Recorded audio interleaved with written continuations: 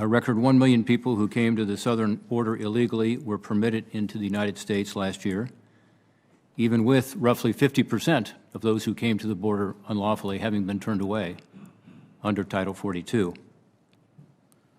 It is clear to all that losing Title 42 will turn this border crisis into a catastrophe. As the Border Patrol has told us, they believe they will lose all operational control of the border. There is no plan to substitute for Title 42.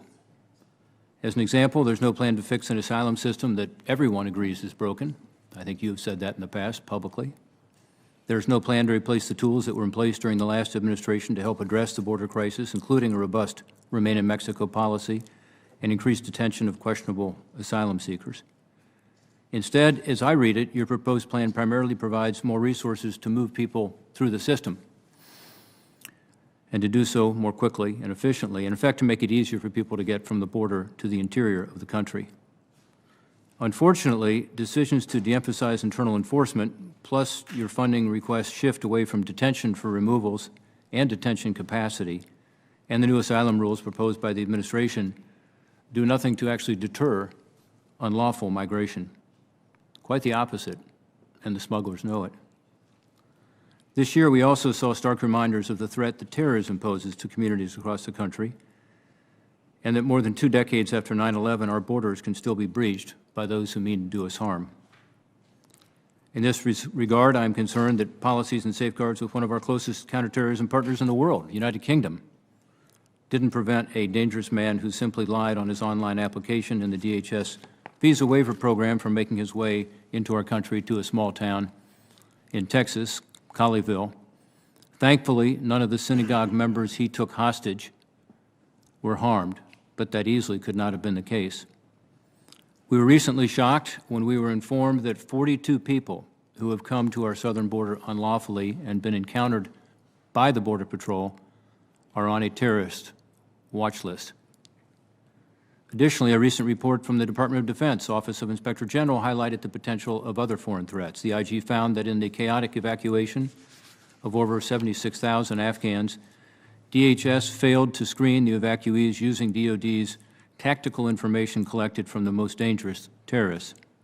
The result? DoD's after-the-fact analysis indicated there are at least 50 Afghan evacuees with, quote, potentially serious security concerns who were released into the United States. Of course, there's also an assault on our borders by criminal drug trafficking organizations. This is not new, but it's gotten worse. With the shift of fentanyl production from China to Mexico, the flow of these dangerous narcotics across our border have profound consequences. According to the Customs and Border Protection statistics, fentanyl seizures at the southern border increased 56% in March compared to March 2021, a year ago, and over 300% increase from March 2020.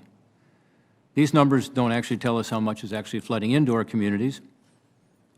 In fact, the Border Patrol tells us that they believe the vast majority of drugs are not being apprehended.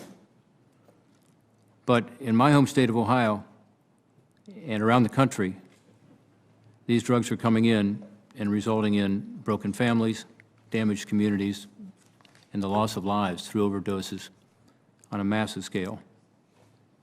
We are also facing constant cyber attacks to our vulnerable critical infrastructure and federal networks. I'm concerned that due to our support of Ukraine against Russia's illegal invasion, our just support of Ukraine, we are at higher risk than ever of a Russian cyber attack. I appreciate your support of the Cyber Incident Reporting for Critical Infrastructure Act that Senator Peters and I co-sponsored, and hope that Department of Homeland Security is working with stakeholders in industry and in government today on complex but critical rulemaking processes needed to put this new law to work to safeguard our nation as soon as possible. As you know from our conversations, I'm concerned by the administration's decision to create this Disinformation Governance Board at DHS. As the author of the bipartisan law that established the Global Engagement Center at the State Department to combat the evolving threat of foreign propaganda and disinformation, I do not believe the government should turn tools used to assist our allies and counter foreign adversaries onto the American people. Our focus should be on bad actors like Russia and China, Iran, North Korea, not our own citizens. Ms. Secretary, you've got a very full agenda at the Department. you've been put in a very difficult position with regard to the border.